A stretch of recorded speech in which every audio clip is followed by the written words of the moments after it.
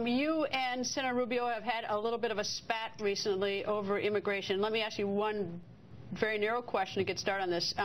There are 11 to 12 million people illegally here in this country. What would you do with those 11 to 12 million people? You were asked at the debate, and I don't, frankly, I thought you dodged the answer. But what would you do with them? Look, I would enforce the law. What does federal law say? Does that mean you deport them? What does federal law say? If you apprehend someone here illegally, you deport them. Well, then say it. So you would deport, you would do a roundup of 12 million people. If you or I cross into another country, if we cross into China or Germany or France or Mexico, they would deport us. So why do American laws deserve less respect than every other country's laws? Can you just say it so I understand? Are you saying that you would deport 12 million people? Because I'm going to ask you how you're going to do it. Is that what you do? Let me provide absolute clarity on this issue. And I actually thought the debate was very valuable. You know, the most important statement at that debate was, for the first time in 5 debates, Marco Rubio made explicit, number one, that he supported Barack Obama and Chuck Schumer's amnesty, but number two, that he still supports it. To this day, he supports amnesty and citizenship. Is a little code word. That's a code word. I mean, look, amnesty might be giving someone a wash. Some people might say that you can earn your way back, some legal status. You can have a green card. Amnesty is a code word in politics. But Greta, here's what Marco said explicitly Tuesday night, that today, right now, as a presidential candidate, he supports granting citizenship to 12 million people here illegally. 10 years down the road, right? He didn't specify the time frame, but he said... Isn't that what the 2013 bill, it gave a long runway? Yeah, but he had been trying to run away from that. In the first 4 debates, he'd run away from that. He was pretending he no longer supported his own bill. So let me get you to be explicit about this. How would you get those 12 million out of the country? Let me be explicit on the differences. We'll both be explicit. Because... Listen, Senator Rubio's campaign, they're very concerned because conservatives are uniting behind our campaign. So they're trying to confuse everyone. So let's provide some absolute clarity. Senator Rubio supports amnesty. I oppose amnesty. Senator Rubio supports citizenship. I oppose citizenship. Senator Rubio supports legalization. I oppose legalization. Senator Rubio joined with Chuck Schumer to fight for the Gang of Eight. I joined with Jeff Sessions, Steve King, and the American people, and we defeated the Gang of Eight. Which we'll get to. We'll get to because we're going to discuss the amendment that you made, that 2013 bill. But tell me, let me get back to this because I don't have the answer. How are you going to get 12 million people out of the country? You enforce the law, and so I've laid out. You want chapter and verse specifically. Are you going to round up people and say 12 million? Let me tell you. So the full detail is on our website, tedcruz.org. I've got 11 pages, single space of full detail. But let me give you the overview. We will build a wall that works. Existing federal law requires 700 miles of double-layered fencing. We will triple the Border Patrol. We will increase fourfold the fixed-wing and rotary-wing aircraft. We will put in place a strong biometric entry system because 40% of illegal immigration doesn't come across the border. It's visa overstays. We'll put in place a strong E-Verify system. We will end sanctuary cities. That prevents 12 million from getting to 13 million. But what are you doing with the 12 million who are already here? You say you're going to enforce the law. When you apprehend them, you deport them. Okay, so you're not going to send out a force to go out and arrest these people, or are you? We will use our existing Border Patrol and Customs Enforcement to enforce the law. Look, I represent Texas. You and I just don't understand this. I don't understand your answer, and I'm not trying to be. What don't you understand, Greta? Because I understand enforce the law. I understand you enforce the law to prevent the number from 12 million to grow to 13 million. No. I'm saying enforce the law. When you apprehend people, you deport them. And listen, so many people in the media say, "Gosh, you can't deport." So you're not going to affirmatively go out and look for them. Of course you are. That's what existing law is. You're going to if you become a President Ted Cruz, you're going to send some law enforcement out to pick up the 12 who are here illegally. Do you know how many people Bill Clinton deported in 8 years? I know. I watched 11 million. 12 million. 12 million. Okay. And how many did George W. Bush deport? 11 million. 10 million. All right. Well, I didn't listen that well. But here's the answer. Look, I don't get why the media finds this confusing. It's not the media. It's me. I'm telling you, I do not understand because I know the practical impact of trying to round up 12 million people. Just the practical. Well, how did Bill Clinton do it? How did George W. Bush do it? I know. So you can enforce the law. The problem was when they deported those folks, Greta, they came right back in because we didn't have the border secured. So it's why I start with border security. Because you know what? Enforcing the law doesn't do any good if the border is so porous. I was talking a couple of days ago with a lawyer who represented people here illegally. He said typically when his clients got deported, they'd be back in 2 days. If the border's not secure, you can't enforce the law. It's why we start with enforcing the border, with securing the border. We enforce the law. And the problem takes care of itself. Okay, so just so I'm clear, you're going to secure the border, and anybody It's picked up who's here illegally will get sent home, right? You follow the law. That's what the law says. Which is what Clinton and Bush did. But you're not going to form some sort of independent law enforcement or create an executive order to tell people to go out and get these people. We actually have law enforcement. It's called the Border Patrol. It's called Immigration and Customs Enforcement. But they're not running around. They're not running around Washington D.C. right now picking up people. They are charged with securing the border and enforcing our immigration law. So let's take 2013, for example. In 2013. The Obama administration released 104,000 people, criminal illegal aliens. They released them. They released 196 murderers. They released roughly 400 with sexual assault convictions. We can enforce the law. What's missing is the political will to get it done. And I want to mention something very important, which is in the wake of Paris and San Bernardino, the stakes of enforcing the law have gotten all the greater because border security is national security. If you're not prepared to secure the border, you cannot keep this country safe. And I thought the most important exchange Tuesday night was when Senator Rubio was finally called to account for his support in the Rubio-Schumer amnesty bill of giving Barack Obama blanket authority to admit tens of thousands of Syrian refugees without mandating any meaningful background checks. I mean, Greta, that is important. If you want to keep this country safe, we've seen in Paris, we've seen in San Bernardino, when the FBI says you cannot be sure if these refugees are ISIS terrorists, it was a mistake that endangered this country to give President Obama the power to bring those refugees in. You claim that you have never supported an amnesty. In 2013, to the Rubio bill, to which we're speaking about now, you supported not citizenship, but giving essentially. No. That is factually incorrect. Well, let me read you a letter that you wrote, a dear colleague letter, written on June 4, 2013, signed by you, and it talks about how critically, the committee rejected, that would be the committee you're trying to get this amendment to, rejected the Cruz amendment that would have allowed immigrants here illegally to obtain legal status, to come out of the shadows and work legally, but not to be eligible for citizenship. That's not true? Tell me, who is that name that's signed right there on that letter? There are several. There are senators. I'll tell you, it says Senator Ted Cruz, Senator Jeff Sessions, Senator Chuck Grassley, Senator Mike Lee. All right. That's an important point. Okay.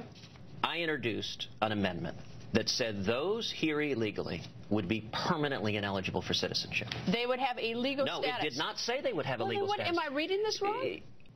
What you are misunderstanding. Okay.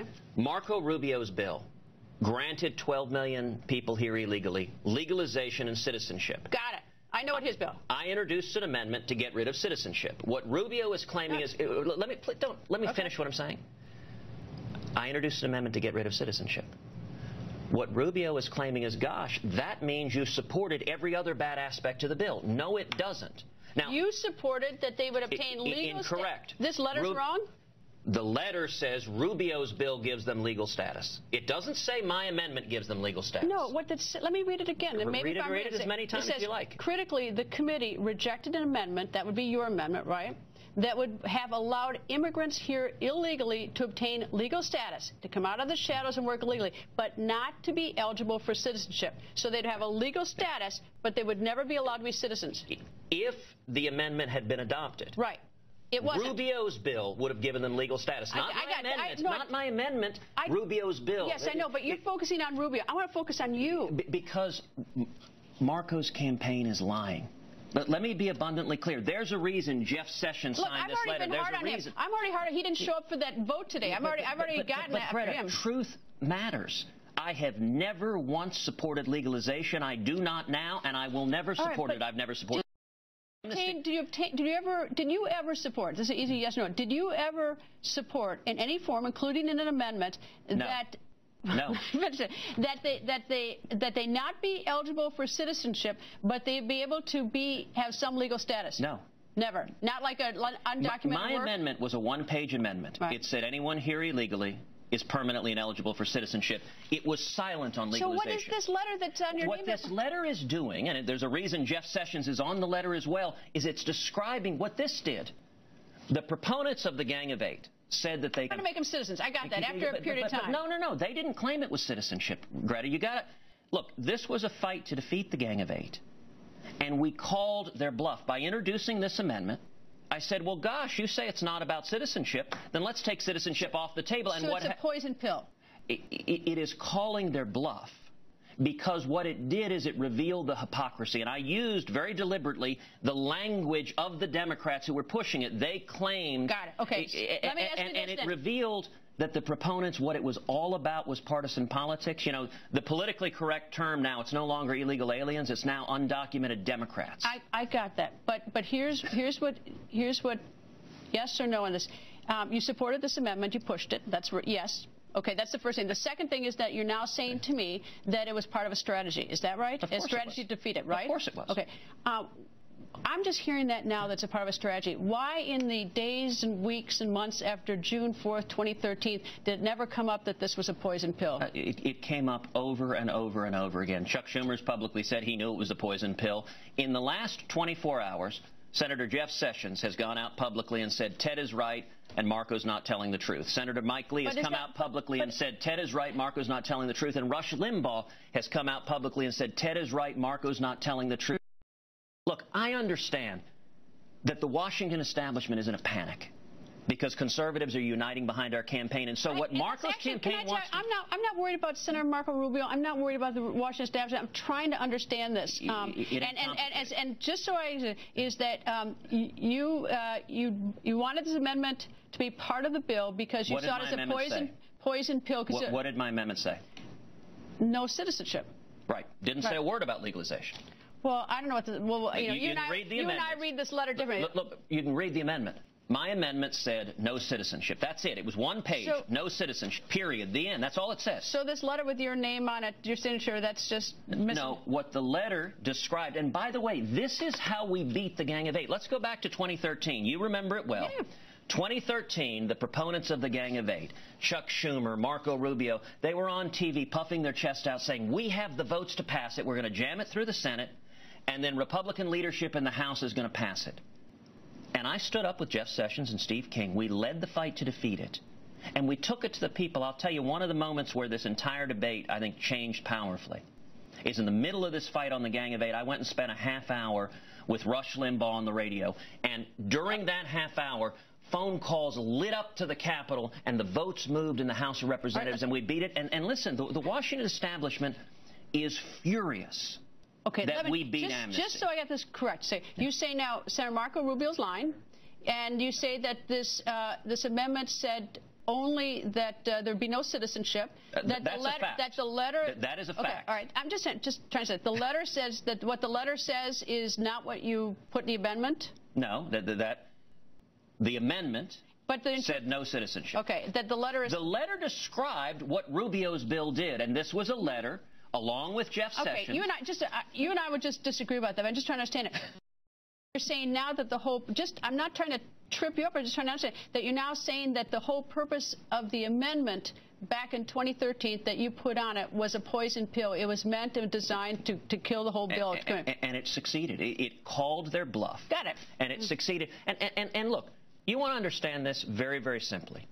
In 2010, Marco Rubio campaigned in Florida. He promised the men and women of Florida, if you elect me, I will lead the fight against amnesty. That was the promise he made. Right. Let me finish this point, Bretta. When I campaigned in Texas, I promised the men and women of Texas, if you elect me, I will lead the fight against amnesty. We made the exact same promises to get elected. When we got to Washington in 2013, there was, as Reagan would put it, a time for choosing.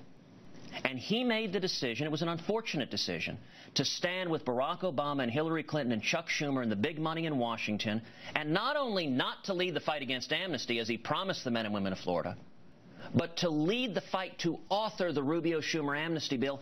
And I made the decision to honor the commitment I made to the men and women who elected me, and that is a fundamental divide. You want to know what's going on in this election? And your strategy, just so we're clear, your strategy was to put this poison pill amendment. It was actually five amendments that were all designed to defeat this, and we succeeded in defeating this. And what's happening now is the Washington establishment is in a panic.